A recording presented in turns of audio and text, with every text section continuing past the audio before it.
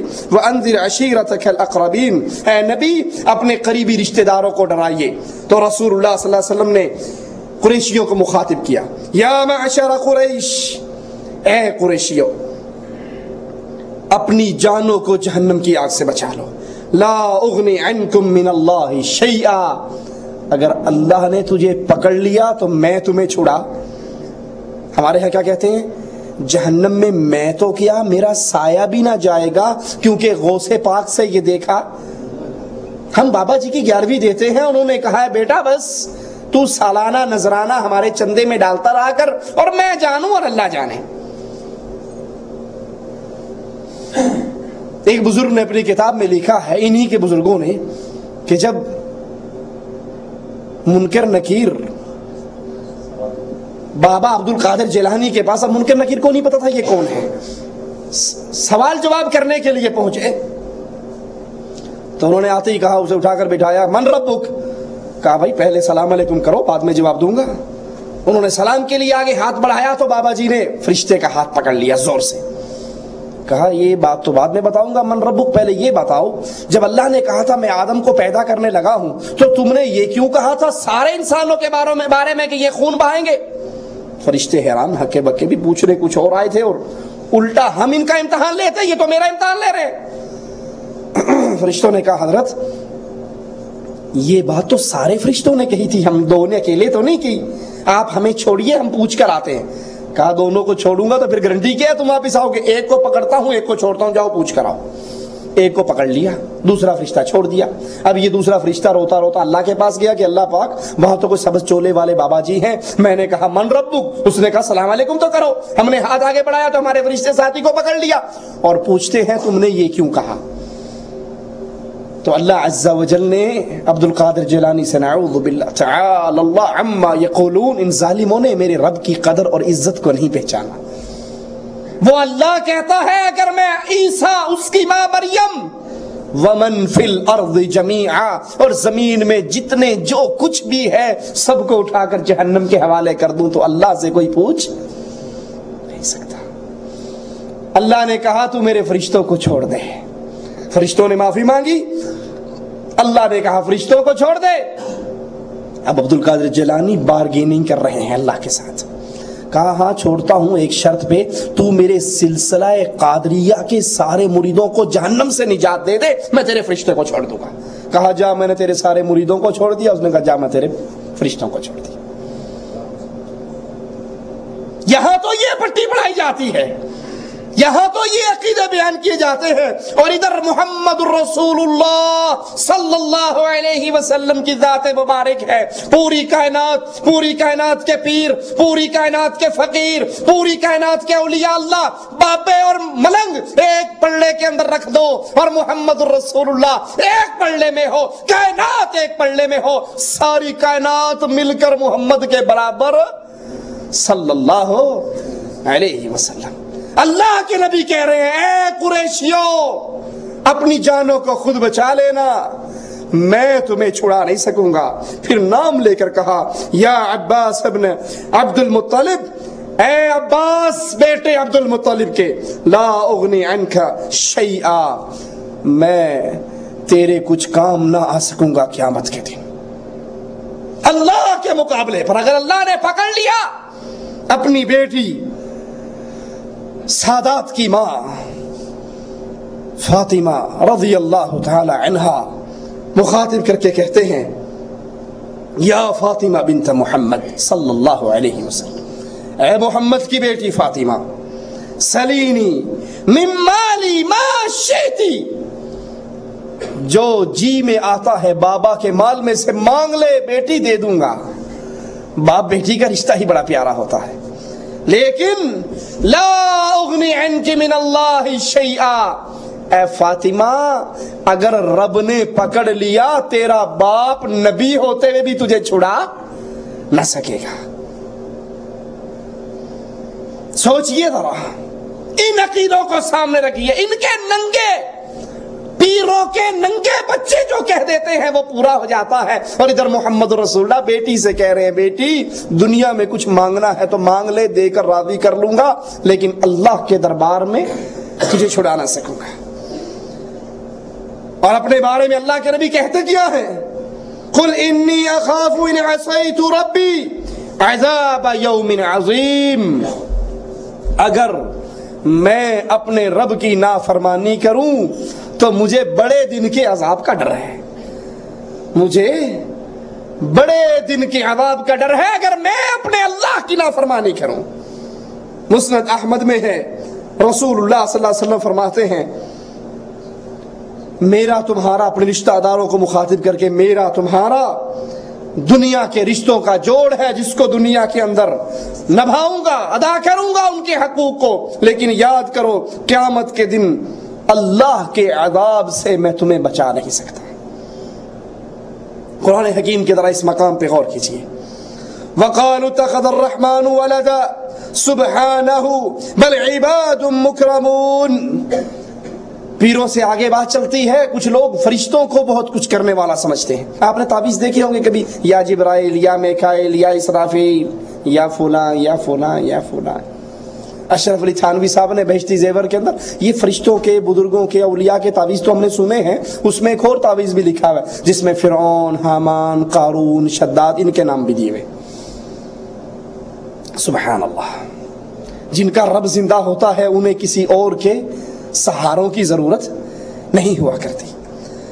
ان فرشتوں کو لوگ سمجھتے ہیں کہ یہ فرشتے ہماری مشکل ٹال دیں گے، ہماری مصیبتیں دور کر دیں گے، ہمارے معاملات کو حل کر دیں گے۔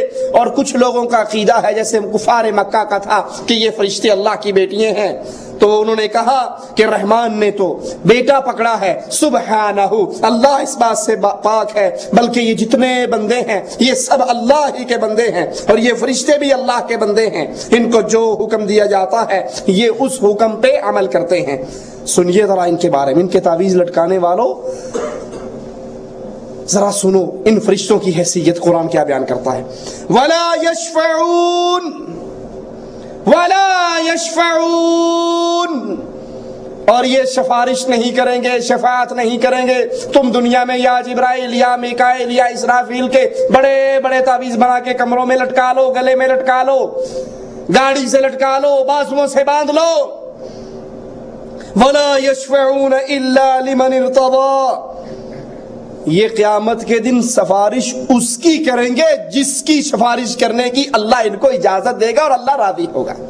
اپنی مرضی سے، اپنے اختیار سے، اپنے کنٹرول سے، اپنی چاہت سے یہ کسی کے لیے اللہ کے دربار میں سفارش بھی نہیں کر سکتے۔ تو مختار کل کون ہوا پھر؟ نہ فرشتے ہوئے، نہ اولیاء اللہ ہوئے، نہ انبیاء ہوئے۔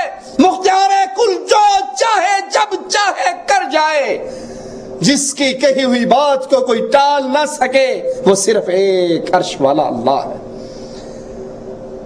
اور یہ فرشتے اللہ کی مخلوق جو اللہ سے ڈرتے ہیں، جن کے ڈر کی کیفیت کیا ہے؟ جب ان پر وحی ہوتی ہے یہ اپنے پروں کو مارتے ہیں اور ایسی آواز پیدا ہوتی ہے جیسے پتھر پہ کوئی زنجیر ڈالی جائے تو آواز پیدا ہوتی ہے، اور پھر کہتے ہیں کہ ہمارے رب نے جو کہا ہے وہ حق کہا ہے، ہمارے رب کی کہی ہوئی بات غلط نہیں ہو سکتی۔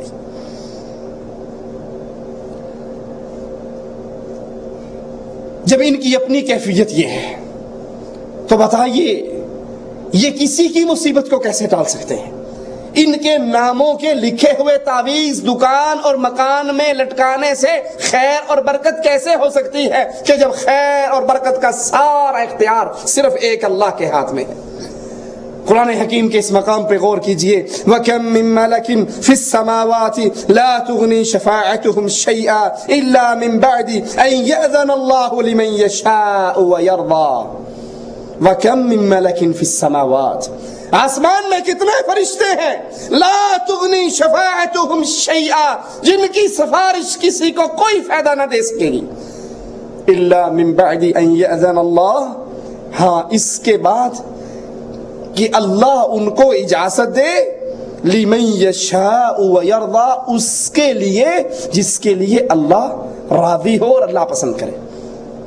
اللہ کے لیے اعلیٰ مثال سمجھانے کے لیے بات، ہمارے انڈیا پاکستان میں جب امتحانات ہوتے ہیں تو 33 نمبر والا پاس ہو جاتا ہے، اور اگر کسی کے 25 27 30 نمبر ہوں وہ اپنے ٹیچر کے پاس جاتا ہے، ٹیچر ہیڈ ماسٹر کے پاس جا کر سفارش کرتا ہے، جی یہ ہمارا بڑا قریبی عزیز ہے، دوست ہے، پیار کرنے والا ہے، اس کے ابو سے میرے بڑے تعلقات ہیں، تو یہ 30 نمبر تو اس نے لے لیے ہیں، آپ مہربانی فرما کے 3 نمبر پاس مارک اس کو دے دو، اضافی نمبر دے دو تاکہ یہ پاس ہو جائے۔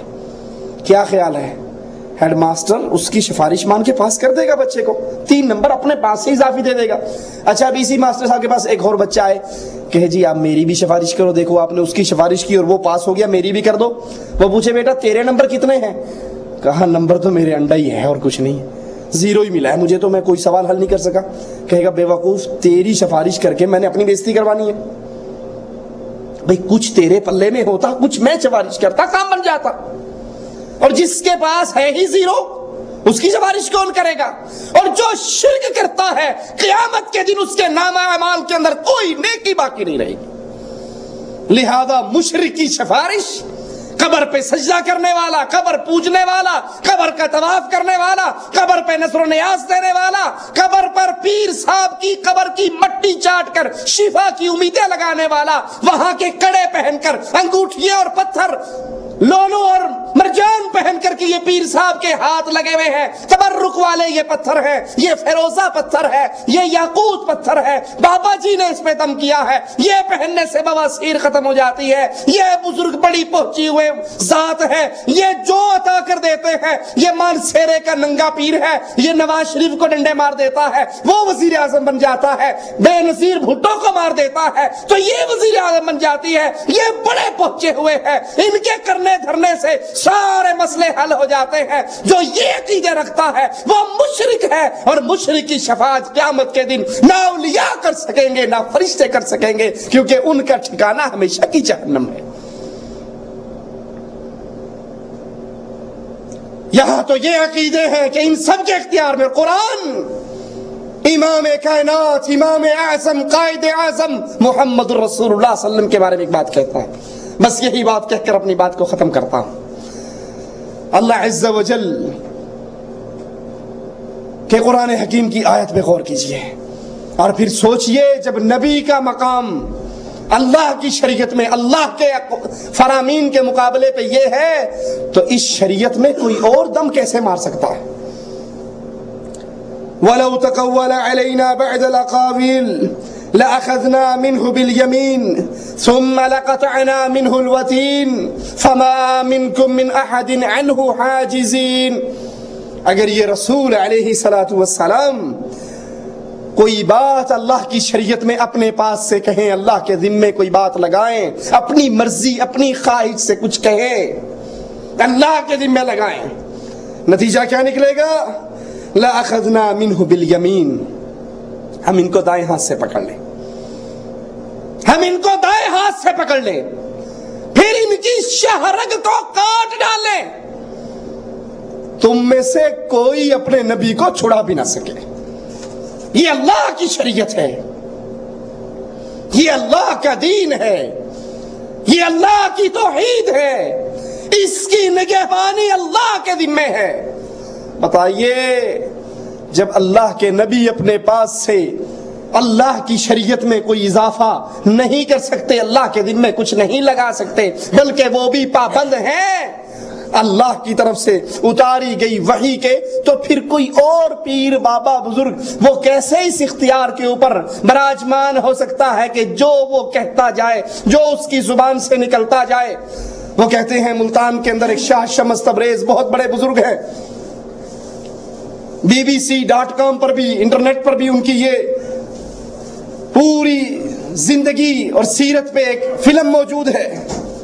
ان کو بھوک لگی، کسی قصائی نے گوشت کا ٹکڑا دے دیا، وہ ایک ہوٹل والے کے پاس گئے، پکا کر دے دو، دوسرے کے پاس گئے، تیسرے کے پاس گئے، پرانے حال برے حال کپڑوں میں، تو ہر کسی نے دھتکار دیا، کسی نے بات نہیں مانی۔ بالآخر جب غیظ و غضب میں آئے، ان کا نام تھا شمس، اور جو اوپر سورج ہے اس کا نام بھی شمس ہے، تو غضب میں آ کر کہنے لگے تو بھی شمس ہے اور میں بھی شمس ہوں، ذرا نیچے آ، یہ دنیا والے پکا کر نہیں دیتے، تو ہی کو حیا کر لے، خیال کر لے۔ سورج سوا نیزے پہ آ گیا اور انہوں نے گوشت کا ٹکڑا آگے کیا اور وہ سورج اس گوشت کو بھون کر واپس چلا گیا۔ نیچے بیٹھے والے سبحان اللہ کیا کرامت ہے ہمارے بزرگوں کی، کیا مختار کل ہے ہمارے بزرگ، ان کا کنٹرول تو سورجوں پہ بھی چلتا ہے۔ کوئی ان عقل کے اندھوں سے پوچھے کہ سورج جب نیچے آیا اور پیر صاحب کے ہاتھ میں پکڑے ہوئے